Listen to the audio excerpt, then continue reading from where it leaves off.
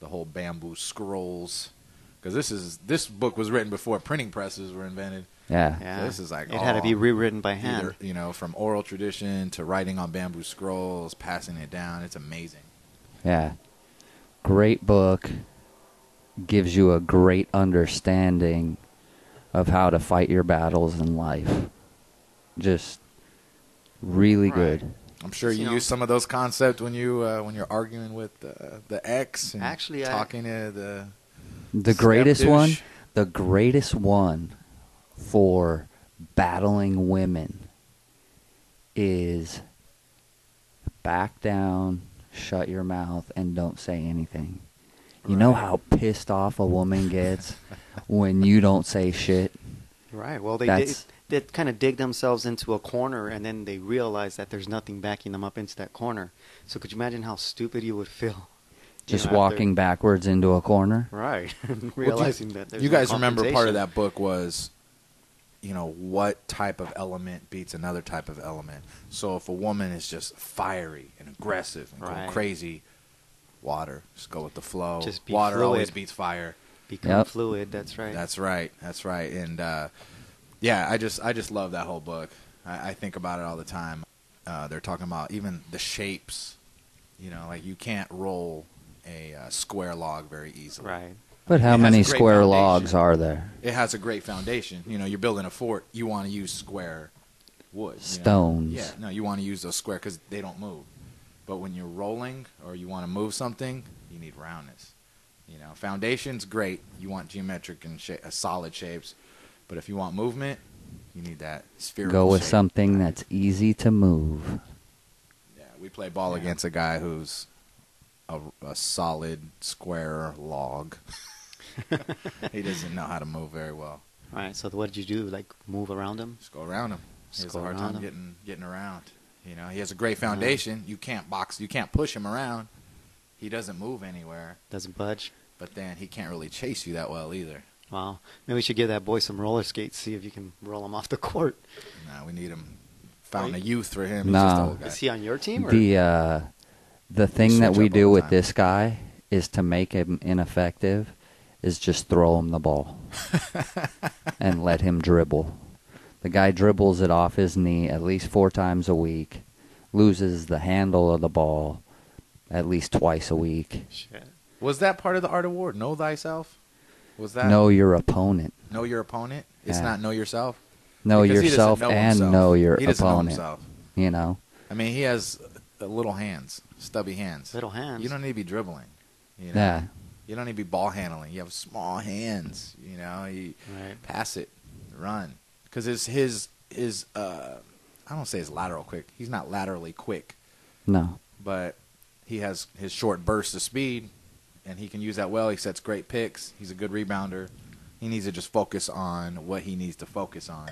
What he Instead of does being- well. Yeah, instead of being a master of all, or a jack of all trades, be a master of one. You know, he doesn't specialize. He doesn't want to specialize at all. No. You know? He wants to be Kobe Bryant when he's in The zone. some... Who's a... He's trying to be the Kimbo video game. Slice's body. You know? Just this huge block of a man who can't... You know, he can't move laterally. He doesn't have the athletic gift of big hands. And not that we're athletically gifted. I'm not Kobe Bryant either, but I know what I do well, and I know what I don't do well. You know, I'm not a Exactly. great ball handler, so I don't dribble that much. And There's nothing wrong with that. when we play together, we know our opponent. You know, and it makes things so much easier. Yeah, we know ourselves, and that's a great asset. But unless you know what to do with that, it's useless. You know? Well, I think it just goes down to the simple fact that master one thing first and then move on to the next. Don't try to practice all these different things. That way you'll never be great at any one particular thing. Be great at one thing and then try to be great at the next, at the next thing. That's what I'm saying. That's all I'm saying. Is, and I'm guilty of that too, because I love so many things. I love, the comedy. I love music. I love video games. I love all kinds of things. But if I really want to be good at one thing, I need to focus on one fucking thing. I just don't have that OCD gene in me where I get compulsive about one thing. Right. I kind of have that, Really? is with my job situation, I guess you would call it. I don't feel like going out to get a quote-unquote normal job. Coaching is what I love. Right. Coaching is what I'm good at, and I'm going to stick to it. And hopefully you get your third year. Coaching gig, right? I mean, hopefully soon something happens. I don't think it'll be luck, but it'll be good timing for you. Yeah. I think there's some things in the works right now, but you've worked to make this happen. I've been talking to people, I've been interviewing with people, and I always ask them, and I already know the answer. I'm kind of a dick like that, the lawyer question. No, I know the answer to the question I'm asking. That's kind of a dick move, but I just like to see what people say. And so I asked somebody, hey, this guy's a VP of operations for Bank of America. I'm like, how did you get in this position? What do you think contributed to your success? And he gives me this roundabout answer, and he's talking, and he's trying to kind of tell me what I want to hear. And I was like, well, I think the hard work and persistence is probably the two attributes that define you and got you where you need to be. And that's anybody, right? I mean, hard work and sticking with it. Yeah. Isn't that it? Yep. There's no other secret to life. No. I guess it's just persistence. Yeah. If you want to stay good at something, work at it and stick with it.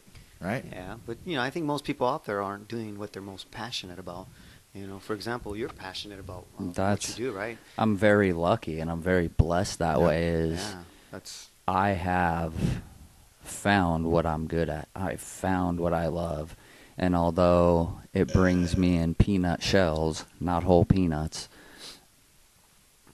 I get to do what I love on a daily basis. I think that counts for something. That's huge.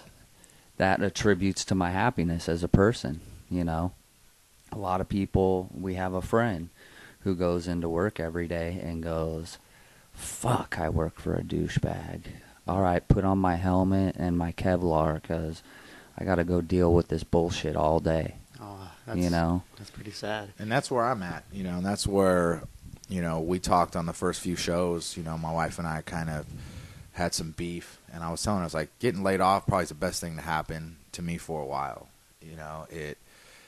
It's going to force me, or allow me the opportunity to find something that I really like to do, or find a great company I love, I could work for, or find great people to work for. This is a good opportunity. I don't look at things, I'm not a pessimist. I try to look at what I have as opposed to what I don't have, right. And I'm not impatient either. I feel like, like you said, if I work hard and I'm persistent, I'll get what I want. Good things will come. I'll make my own luck, So that's just, he's lucky. I'm always jealous of Twig. I sound like, the fulfillment you have, and to be able to touch all these different kids' lives and be a part of that and do what you love to do. It's amazing.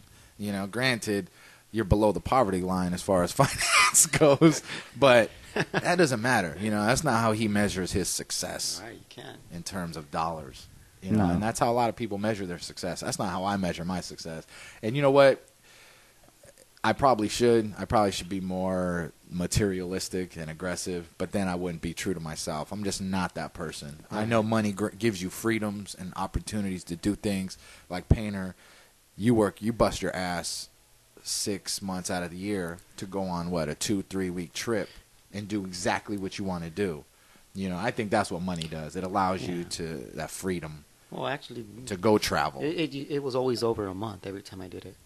I haven't done it since the year before, and we'll be doing it for a couple of years for reasons we know.